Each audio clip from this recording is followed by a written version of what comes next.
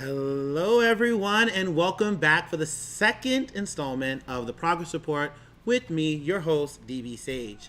Tonight, we have a wonderful show. Tonight, I have for my guest host, I have my good friend Taylor Neptune is here, and also Senate seat candidate Tiara Mack is here for District 6, and as well as later on, we have a little special segment from our good field correspondent, Mr. Ricky Isery. But before that, let me just talk to you guys for a moment. The RNC had their convention this week, and let me just say the lineup was, I don't know, maybe a little egotistical. Of course, as always, it usually is egotistical. We sit down and we take a look at the lineup. You had Donald Trump, who said he's speaking all week during this convention, just like he did last week during the DNC convention, because I think Donald Trump thinks people want to hear me, and that's that. You have to hear me because I'm the greatest person in the world. But the truth is, Mr. President, nobody wants to hear you, nor do we want to hear what you call the Honorable Ivanka Trump. Can I ask a question? How does Ivanka Trump get honorable? Don Jr. doesn't get anything, nor does Eric Trump. And did they forget about Barron? Where's he been? Like, seriously, did they send him off to, like, the little land of, like, the lost or something? Because I haven't seen Barron since the time he rolled his eyes at his father during a speech. I think they just sent him off and said, peace out, man, right? But yeah, so also who spoke, and I found this very strange, Tiffany Trump spoke. Who is Tiffany Trump? What has she done lately? I mean, seriously, she has to have a Secret Service detail. We have to pay for that. I mean, nobody's really looking for a Tiffany Trump. Nobody. Listen, Donald's not even looking for Tiffany Trump. Matter of fact, Donald don't even let Tiffany Trump on Pennsylvania Avenue, I don't only believe. You know what I mean? So, anyway. With all that said, once again, the RNC is going to continually try to push Donald Trump. But what I do like, and I will give some Republicans, such as Mitt Romney and a couple others, the former governor of Ohio, I'll give them some credit for standing up against Donald Trump.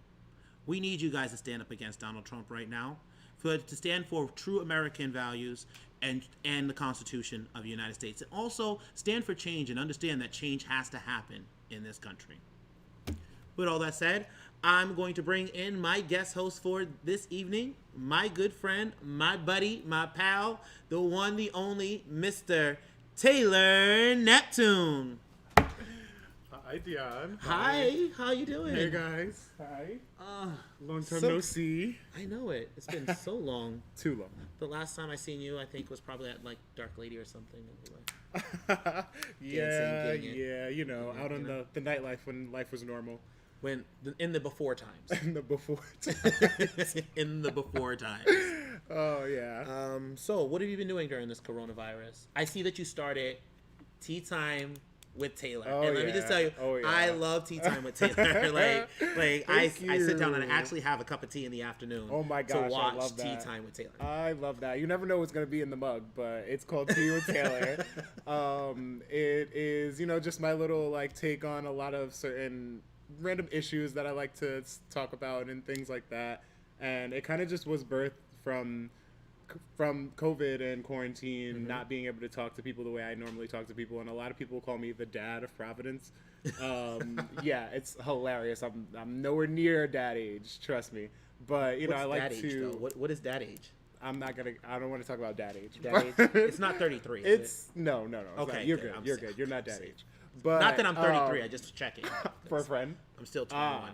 But just not being able to talk to people the way I normally do, and I feel like I've learned a lot of things over a long period of life and through living, and I want to just share that with people and hope that it makes it better. And I definitely dedicated a little bit to my LGBTQ family because they inspire me. So and that's what happens. And you know what I like? A couple of the episodes. One of the episodes.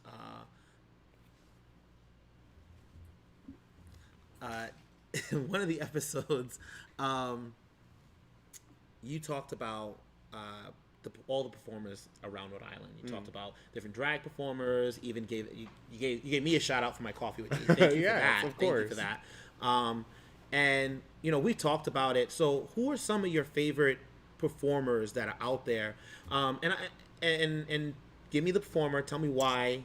Okay. And Interesting. All right. Well, we all know Miss Kira Stone is amazing. Kira Stone of Providence. Kira Love Stone. Kira. Anytime she's a Kira part of Stone. anything. Shout out Kira. Love you.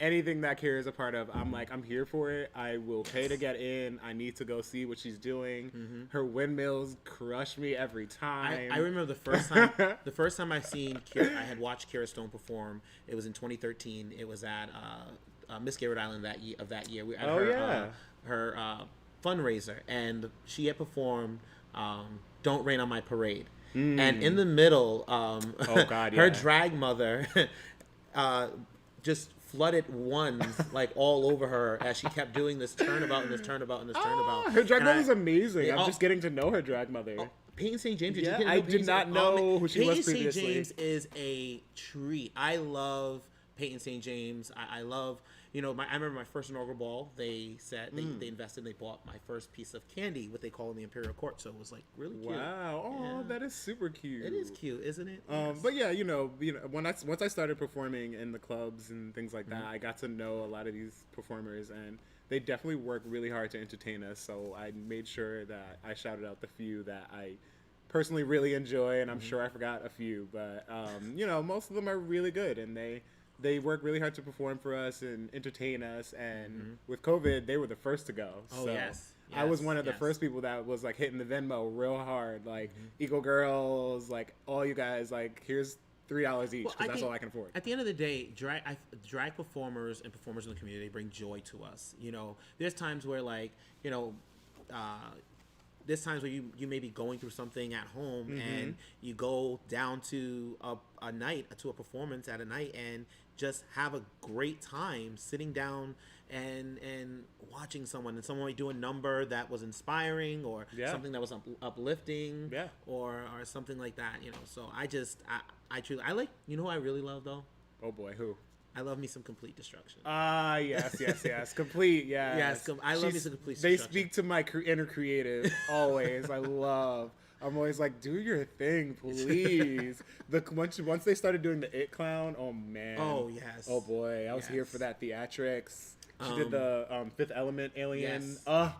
So good, so good. Anything Complete does, I truly enjoy.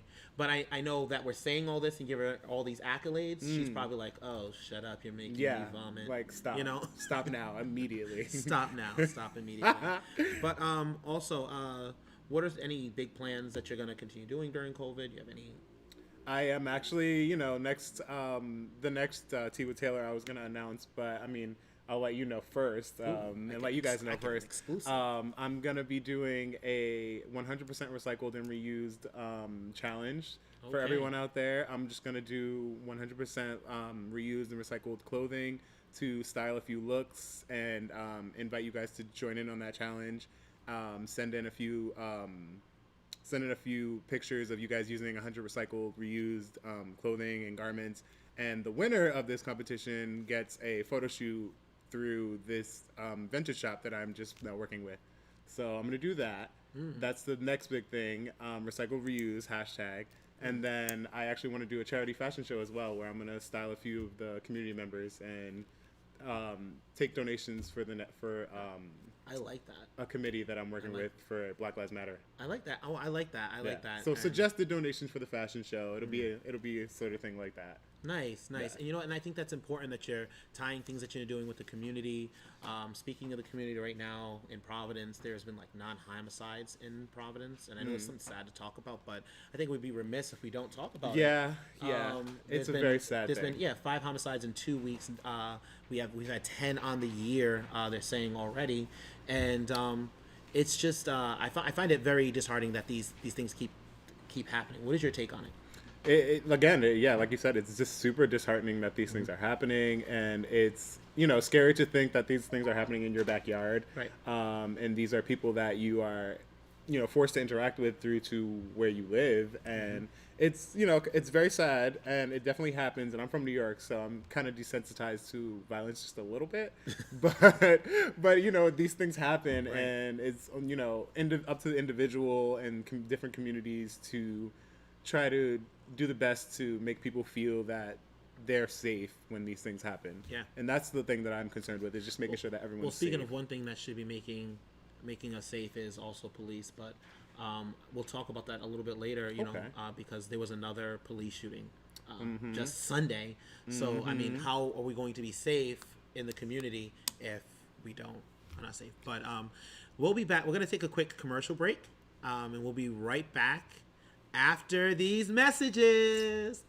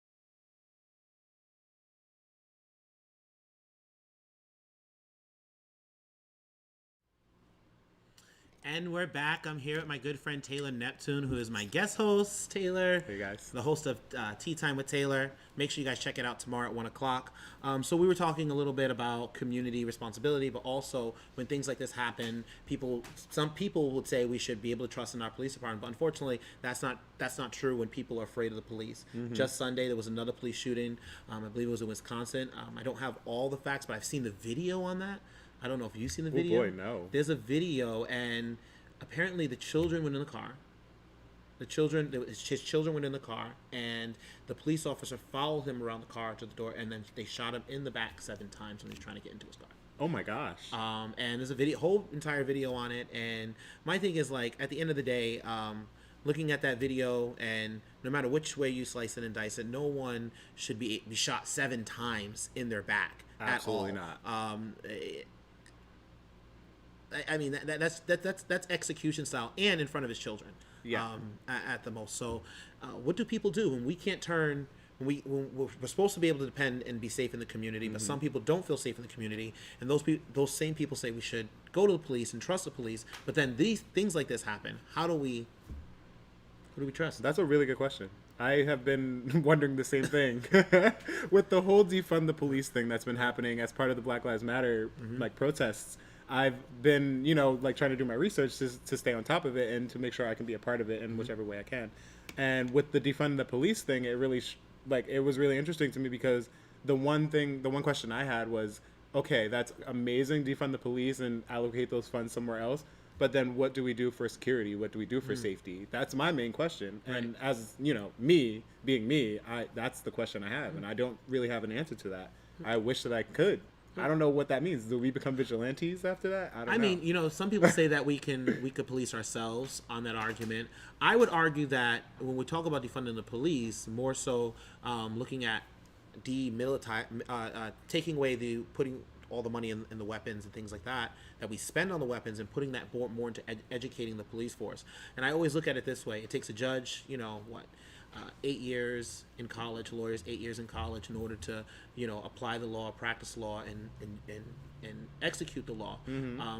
But a police officer, in order to, I think it's a 30-day process. It's I think 60 days or 90 days, something like that. Yeah. And you just go to class and that's it. And then boom, you're a police officer. Even There's no classes on criminal justice. There's no class on psychological training or anything like that. Even to work for ambulance, you have to take more time before getting the job than for a cop. I mean, I feel like when I was an assistant manager at McDonald's, I put more time in studying than I was being to be a cop. I'm serious. They have a whole course, in all these different departments you have to study in order to be a manager at McDonald's, and you have to go to Hamburger University. What is Hamburger University? You have to go to Hamburger University in order to be a McDonald's manager. I am general manager. Yeah. Wow, I'm today years old finding that out. Okay, all right. right. I thought everybody knew about McDonald's, Hamburger University. I have worked in food service for I didn't have the opportunity. Years, and I did not know that. I stayed away from fast food. I was scared of it. All right. So earlier we talked a little bit about President Donald Trump. So his sister, Marianne Trump. I'm gonna read you the article. That's the tea of it all. Yes. Talk about some tea. All right. So quickly, I'm gonna read you some quotes from Marianne Trump and what she said. I just want your reaction to them. She said, Marianne Trump Barry, President Trump's older sister and former federal judge, described him as a liar who has, open quote, no principles, end quote, in a series of audio recordings made by her niece, Mary L. Trump, 2018-2019. Now, Mary Trump, she wrote that book. Okay. She wrote that book about him and Shady. and talk about how he's the most dangerous man, how his family made the whole dangerous man, right? Shady. Oh, it's true, but shady. She says, open quote, and this is not me saying this. I want everybody to know this is his own sister saying this. Don't y'all come at me on here talking about Dion said. No, this was his sister, Marianne Trump, his older sister. She said his goddamn tweet and the lying. Oh my God. She says in one of the recordings posted by the newspaper. She said, I'm talking too freely, but you know, the change of the stories, the lack of preparation, and the lying. She's not wrong. She's not wrong. The lack of preparation is so obvious. It's disgusting. I'm going to say this. You have sisters, right? I have 3 sisters.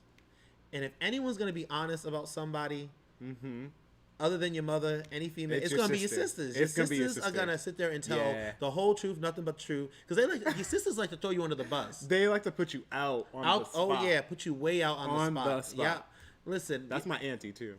My aunt always. Aunties. Always. Aunties She's like, boy, I know you from since when? Well, his own mother said that in a quote years ago that if his own mother, Trump's mother. You're dropping truth bombs on me today. I did not know. You what? did not know this? His mother? His mother. Oh boy, I don't feel bad talking crap about him now. Exactly. When your own mama sits there and told you your own mother. Your own mother said that he basically he was not smart enough to be president of the United States. I mean, truth again. He would put the world into chaos. Basically, I'm paraphrasing. That's basically what she said. We didn't say this. I didn't say this. Don't come for me. Don't come for my name. Okay? This is his family members saying this. You know? So, anyway.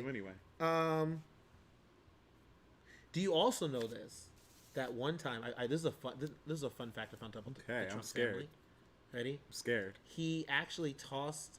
He was playing catch with his 7-year-old nephew, and he was so competitive, so he started throwing the ball harder and harder, and the ball hit his nephew in the head and fractured his skull. That's. I mean, is it too early to talk about the brother dying? Because that's gonna be the next death. He throwing balls at him directly in the head. Like, what's wrong with him? I didn't even want to talk about that because he just can't. He couldn't even mourn his brother properly. No, he couldn't. Anyway, so okay, so with all that said, I have a wonderful special guest for us tonight. I met this young lady about in mid-June, on June 20th, at the Trans Lives Matters rally. I was impressed with her before that because a couple of my friends said, Dion, you really need to get to know her, meet her. So, I met her, had a conversation with her, and she is running for the Senate seat in my district, District 6, and she has a very, very tough race ahead of her, 14 days out. But I want to welcome in my newly friend, and I like to call her my newly little sister, Miss Tiara Mack. Hello, Tiara. Hi, Tiara. How are you doing? Yep. So lots of great conversation, lots of great phone calls, and I That's get to amazing. wind down my day with y'all. Yes, Aw, that's love that. nice. I love that. I love that. Well, it's crazy because sometimes I get text messages from Tiara early in the morning, so it's like kind of starting the day with Tiara and then ending the day with Tiara. But it's Yeah, I'm an early riser. I never sleep, but but you know what? I have to say this. Looking around the district and going around and just driving around, seeing all the signs and things of that nature. It seems like you're getting a really good response out there at the doors. How do you feel in this moment? How do you feel at this point right now? really good. People are so okay. Like at some points, I've lost faith in people, and then at other points, I'm like, oh, people are like really, really good. Like today, I started off with 3 phone calls from people who had already turned in their mail ballots, but I had come to their door, like talked to them. They're like, oh, I just wanted to follow up, and like after you came by my door, I did some research, and like you're amazing, and I was like, oh my god.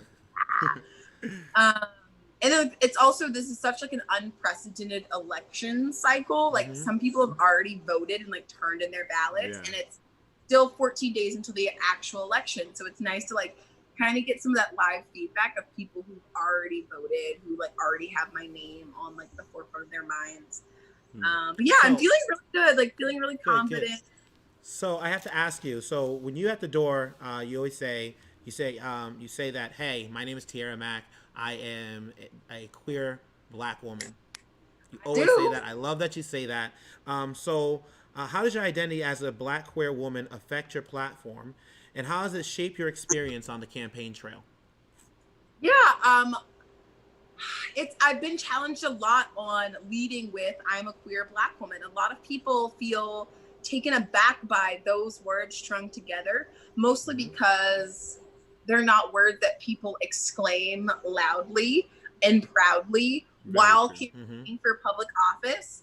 And so I've had people literally tell me like, oh, you shouldn't lead with that. And I'm like, but like, let's unpack why. Like, why is it that when I say that I'm Black and when I say that I'm queer and that I'm a woman, you have all of these other narratives in your head about what it means to be Black, what it means to be queer, what it means to be a woman, and why don't we see more people with those identities in politics? It's because we're told from the time we are little, young, in high school, middle school, college, that those identities don't deserve a seat at the table. And so I always want to like lead with, that's who I am and that's what I'm fighting for. Whether or not you think I'm qualified, whether or not you think I'm like cute or whatever, like I'm eloquent, like just so you know, like that same person who's bringing that energy and like telling you about yourself, telling them about themselves, and telling you about people-centered policies, she's still Black, she's still queer, and she's still a woman, and she's doing the same exact amen. That amen. But no matter those activities, I'm always gonna still be like the full authentic Tiara, who is Black, who is queer, who is a woman, and I'm always gonna lead with those identities. For too long, people have said, "Oh, that's not enough," or like, "No one's gonna respect you if." And but I'm like, you've had some positive interactions with people, even with leading with that.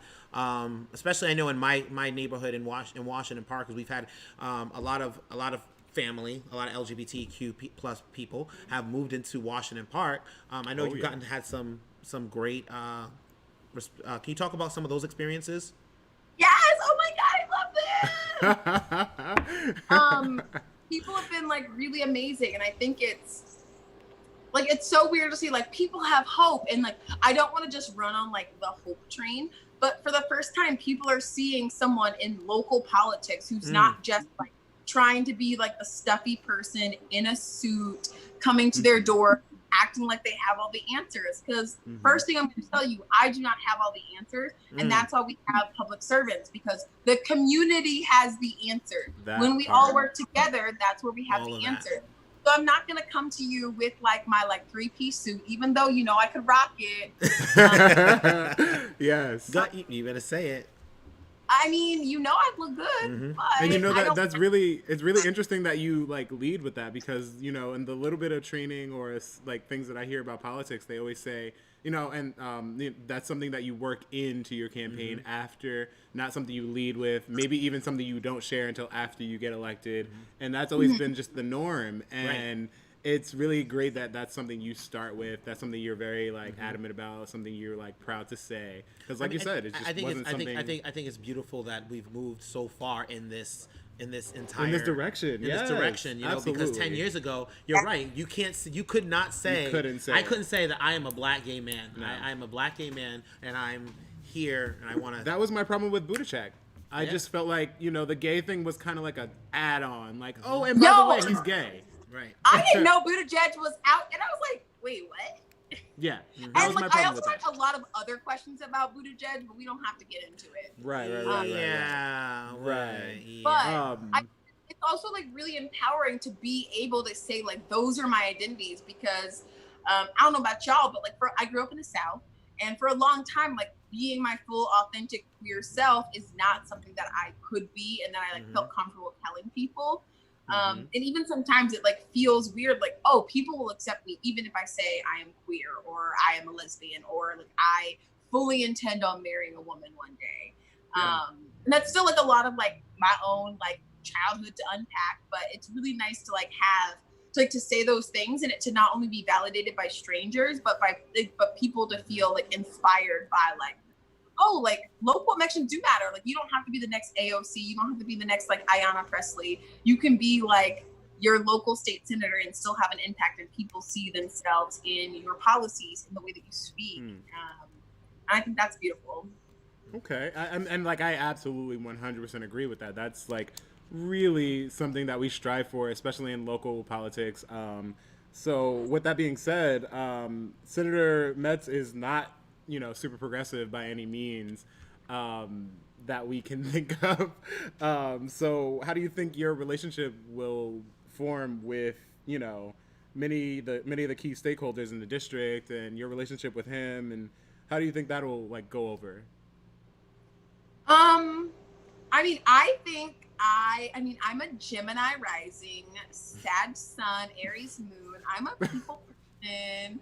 And I feel like I have like a very like welcoming like aura, charm, like can definitely make like, you know, make the small talk with everyone. But I think like for too long, our communities have been like okay with not being inclusive and representative. And people have just gotten complacent with like, oh, you don't have to know my language. Let's have someone who represents us who's not willing to learn the language that we speak to our friends or family, etc. And so like that's like one thing. Like I was fortunate enough to go to a really great like public school where I was able to learn Spanish in middle school and high school, and like have a really great foundation and become like conversational and have these conversations with people. And for like when I'm on the doors, like it's so, for the first time, people are having someone who's not only coming to their door, but can come to their door and speak to them in a language that they understand. And I think that's like the most like, powerful and beautiful thing, because people are like, oh, like this is just some black girl, she don't like, and I'm like, hi, I'm Tiara, I'm queer and black, and they're like, solamente español, and I was like, oh, por supuesto, me llamo Tiara, soy like, and they're like, okay. And like to see someone who is like making the effort, even if my Spanish is like not good. Like sometimes I'm like, at the end of the day, I've been speaking Spanish for a hot minute. I'm like, no siento mi español es muy mal. And they're like, girl, you fine. Like you trying. And I'm like, oh, that's right. People just want to see that you're like trying to come from a place of understanding and trying to like appreciate their culture, their language, and like where they're coming from. And it also warms my heart. So people are like, this one woman followed up with one of my canvassers who is like a native Spanish speaker. She's like, so Tiara tried to speak in Spanish, and it was really cute because you could tell she was scared, but I couldn't understand her. And I was like, I was like, oh wow, you didn't have to roast me though. Well, you know what? You have to. So it just means you have to get more practice. And so often Native Rhode Islanders tend to have a view of Brown University alumni as elitist.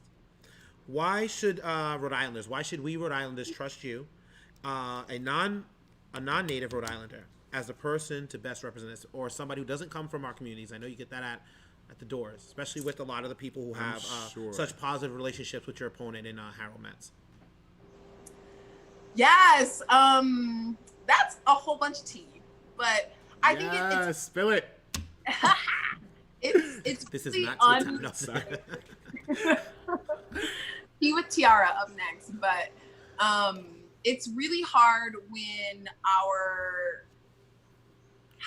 I'm trying to figure out where to start this tea, but going to Brown was a completely different experience for me as someone who grew up low income, was one of the only Black kids in their advanced placement classes, their honors level classes, in the advanced math classes. I was the only one. I was low income. And I also saw that like some of my siblings, I'm one of five. My older sibling was in the same type of classes that I was in. My younger brother was not. My little sister was not. And my little brother, he's like in some honors classes. But there's such a discrepancy between like the education I received and what my own siblings who lived in the same house, had the same parents as I did, and the same quote unquote opportunities. But because I was quiet and I was a girl, I was given more advantages than my my siblings. I was also lighter skinned than my siblings. So because I was lighter skinned, people are like, oh, like, absolutely, you can have like, you like whatever, like this is my melanin glow right now, but I'm like, I guess I'm a little bit lighter in like, you know, the winter. But it's different when having those conversations. And so when I went to Brown, I was like, oh, like when I say like I'm low income, I mean I am low income. I mean my parents like my mama literally made less than $45,000 a year raising 5 kids. Yeah. Lights was off, rent was not always paid, eviction notice taped to the door, like food stamps, like we lived that and that was our life. And then I went to Brown and they were like, oh, like casual, we summer in like bars. And I'm like, I'm sorry, what? You do what? And it was and some people are like, oh, Brown are all elitist. And I'm like, I had to like fight tooth and nail. When I got into Brown, people at my high school were like, you only got in because you were Black. I had teachers from my high school say, oh, you only got in because you're Black. And I'm like, y'all, I'm in the same classes with these dumb behind kids who don't even do their homework. Yeah. And you telling me I'm only getting in because I'm Black? Like, okay, whatever.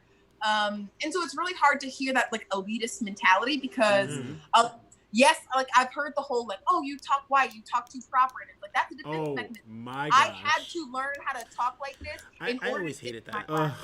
I always hated that because I remember one time I went to CCRI and okay, I went to CCRI. I don't care what anybody, you know. I went to CCRI and what? Fight me, America, Rhode Island. But anyway, so I didn't have that experience. But the experience that I had was able to be in part of Collegiate DECA, and I remember going to an event, and somebody had said, "Oh well, you speak so well," and I looked at him as like, "Well, should I speak any different or anything like that?" So I know exactly, and then in some instances in the Black community, I'd be rejected because you speak well, right? Because I'm well. And people are like, "Oh, what? You're educated? I don't understand." Right. And then you try to pronounce an R. And you try to like do, and they're like, "Oh, you finna fix into like," and you're like, "Y'all, like, can I just get a break? Like, can we just like, I can't speak like this to my friends, my homies, my cousins, but then I can't also like speak like this to my friends, homies, and cousins because it's down on." And then when I speak like this to the white people, they look at me a little bit different than when I speak to them like, y'all, like we don't really gotta do that. And to speak to your experience, you know, I've pretty much had that same experience, you know, with being fair skinned and growing up with two younger brothers who were like, my principal came up to me and told me, I didn't even know you had a brother. You guys were like day and night. I would have never thought you were related. And that was so sad to me because because the only reason I got the education I got was because I seeked out those resources and like I had to make that happen for myself because it wasn't something that was readily available. But you know, I educated myself. I seeked out resources to become, you know, more educated, whereas my brothers more so didn't. And it's sad that our education system failed us that way, but people will compare me and my like siblings or people in my community where I grew up, which is a very low income neighborhood as well, and be like, oh, well, you think you're like something else or whatever, you know, whatever the argument may be at the time. So I've definitely had that same experience growing up, especially in high school, where I was in AP classes and things like that. And they're like, oh, you just think you're something else. And I'm like, listen, I'm trying to be something else, okay? So I have another question for you, Tara. This is So there are over 20,000 people registered in District 6, right? 20,000 registered, and only at the polls anywhere between 1,200 to 2,000 actually vote. How are we going to use your experiences from growing up in the poverty, your mother having 5 children, and sometimes a lot of those people don't have a reason to vote? How are you going to use your experiences to engage those people, those 20,000 people to vote, and increase voter numbers at the voter turnout at the polls? Yeah, I hear this a lot for a long. I mean, even myself, like for a long time, I didn't see a reason to vote. Like, I don't even know what a senator is. I don't know what a Congress. I don't know what the city council be doing. What you mean vote? Like, no one ever told me like how much power there was in those positions. I also never saw people who looked like me in those positions. I'm like, oh, like you just gotta be white and like maybe a lawyer and maybe like have like a college degree in order to run for office. And then as being an activist and being on the ground, I'm like, oh, these people are not smart. Like they don't know things. They also don't use like experiences or stories, and they're like not even trying a little bit to relate to people on the ground. So the I'm most like, unrelatable people in the world. Right. And I'm just like, so how did you get, like, how did you, unqualified as all get out, come into this place and be like, yeah, I'm going to make policies for people? And I think that's like where, like, for me, it's, why can't we teach people the power that is in local politics, in state politics, in national politics? Because there is so much power. It, like, master's tools will never dismantle master systems, like, or master's house. The systems are inherently built so that people will be oppressed. Point blank, period. We are never going to use our system that exists now in order to liberate the people. But because it is the only way that we currently have a channeled amount of power, we can use it in the time being to redirect resources and to like reshape how community is built until we dismantle the system. Absolutely. And like, we should take all of the opportunities we have. Why is it that for so long we had just like unqualified, mediocre white men running for office? And they get it because you look at a picture, you see white man, dark suit, red tie. Oh, he's got to be smart. He probably went to Harvard. And you're like, excuse me, what? And here I am, trilingual with a whole ass Ivy League degree, but because I got tattoos, don't be speaking like what. Tiara don't know nothing. Tiara, girl, you're speaking some truth. You really are though. Truth. But I have 2 questions for you. Two quick questions, rapid questions, and then I have to wrap it up. But so what is your favorite food? Donuts. Oh no. Okay, donuts. And I'm obsessed with donuts. Okay. And what is your favorite thing to watch on television when you're not campaigning? Oh boy. Ooh. Oh boy. I don't know if I have a favorite thing, but I will say I'm like really big into anime. Like it is. Oh, nice. I be watching like right now I'm watching 7 Deadly Sins, and have you seen it? Yes. So it's like I seen 1 episode. Literally one. Episode, oh my god, yes. My god, it is. I'm on season 4. It's so good. COVID has made me realize how much I love and hate television. Yes, that's true. But Tiara, I just want to say good luck out there on the campaign trail. I know your team is working really, really, really hard. And I'll see you out there. And good luck. Yes. Good luck. Thank you. Thank you for coming tonight. Thanks, y'all. You. And Tiara, one last thing. Your grade for the night on your performance on what you're doing, I'm gonna have to give you an A-, but I don't give A's or A+, so A-. Ooh. Oh, well then I'm honored. You have to the teacher because I'm gonna like ask for those extra points back. Okay. All right. Thank you, Tiara. Have a good night. Bye, y'all. Bye. And we're going to be right back after these few messages from our sponsors. My name is Alex Kithis, and I'm running for re-election to the Woonsocket City Council. I felt called to run last year because I was raised in our amazing community, and I've seen what happens when a government is not willing to acknowledge the real struggles being faced by. My name is Alex Kithis, and I'm running for re-election to the Woonsocket City Council. I felt called to run last year because I was raised in our amazing community, and I've seen what happens when a government is not willing to acknowledge the real struggles being faced by everyday people and think boldly and act creatively in order to fix them in ways that put people first. I grew up in a family of working class Greek immigrants, and we definitely felt the struggles that come along with that, just like I think a lot of people in our city do. I was a student at the high school when we reached that budgetary breaking point, and we had to fight just to keep basic programs alive. This type of economic inequality is something that a lot of folks in Woonsocket face, whether it's through education, through trying to find a home, or just trying to put food on the table. And right now, we're at a turning point in history where our neighbors of color are fighting against systemic racism and injustice. And all of this is against the backdrop of a really devastating global pandemic and a climate crisis that are both already harming people in our community more severely. So we need city councilors who are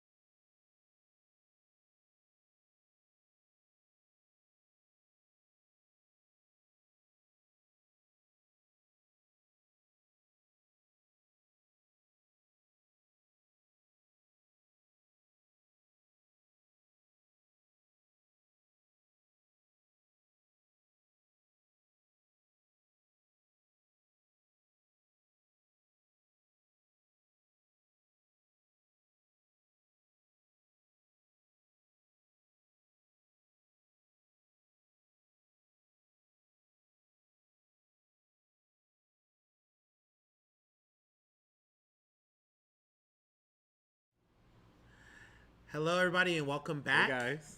How you doing? So we have a special little segment for everyone. You know Ricky. Yes, I love Ricky. Yes, everybody loves Ricky, right? He gave a wonderful speech at the Translize. He was the first speaker. He did. He gave a wonderful, he shared his experience, but I'm truly happy. So he has a little segment for us called, Are You Smarter Than the President?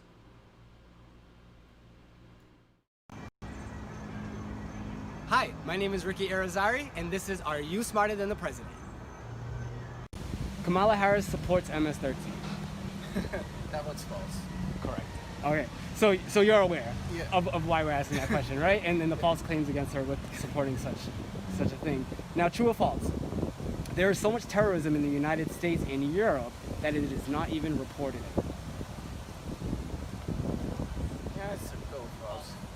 False? Yeah. All right, that's accurate as well. So basically, I'm gonna say a quote from our president, okay? And what he said is that, quote, it has gotten to a point where it's not even being reported anymore. Do you have any thoughts on that? But the terrorism is not being reported. Exactly. Well, that sounds pretty fake to me. Fake, dude. That's pretty much it. Cool. All right, and then I just have one more for you guys, if that's okay. All right, cool. So, true or false? If we stop testing for COVID-19, we will have fewer cases. What about the positivity rate? Exactly. Right? So how can we make a difference if we don't know Yeah. if we have COVID or not, right? Right. Cool. So I really, really appreciate you taking the time out of your wonderful day with your family. Thank you very much. True or false? You need an ID to buy a box of cereal. No. False? Yes, false. Correct, Yeah, correct. False. So did you know that our president, quote, and this is a quote, okay? If you buy, a box of cereal, if you do anything, you need a voter ID. The only thing you don't need is if you're a voter in the United States. So basically what he's saying is that you need an ID to buy things like a box of cereal. They're kind of big things. Right, and that's not true. Is it? Not That's true. not true at all. So that's just false information right there. And then the next one I'm going to ask you, my friend, is true or false? Puerto Rico is a country. Yep, it's a USA. There you go. Yeah, Yes, exactly, my friend. It's a Yes, U.S. territory, right? Puerto Rican. So yeah, exactly. So we also know that Alaska he's out too. here. Alaska, exactly. So we also know that he's out here. Hawaii. There you go. Yeah. Right? You already know. So, Yeah, so I we're just know. out here just saying, incorrect things. He's making false claims against a congresswoman, saying that she should go back to her crap hole country, Yeah. which is not okay, right? No. So yeah, so we just wanted to kind of ask those questions. We're getting a feel around here to see what people think and see if we are smarter than maybe some of those incorrect statements that we're putting online. So we really thank you for your time, okay? Thank you very much. Thank you. Okay, so as you can see, most people are smarter than our current president, Donald Trump. Thank you so much for tuning in, everybody, and we'll catch you next time.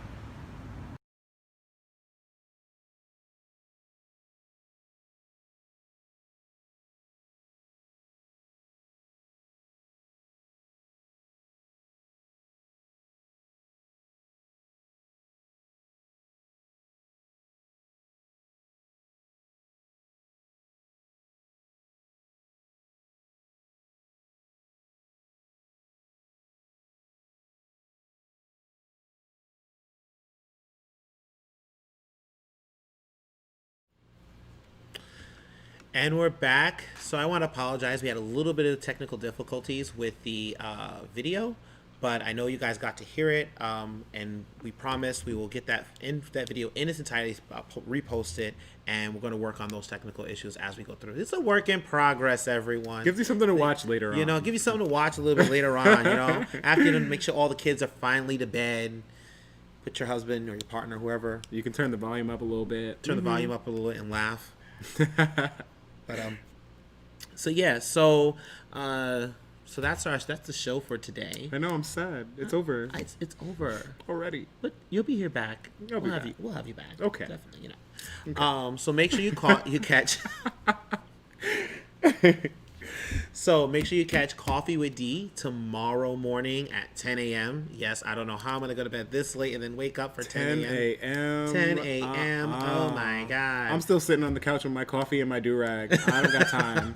I don't got time. Well, sometimes I sit and have my coffee with my do-rag You on. do. Yeah, You do. know, I'm proud of you. Listen, hey, I be still in my pajamas at that time. Don't play. It's COVID, baby.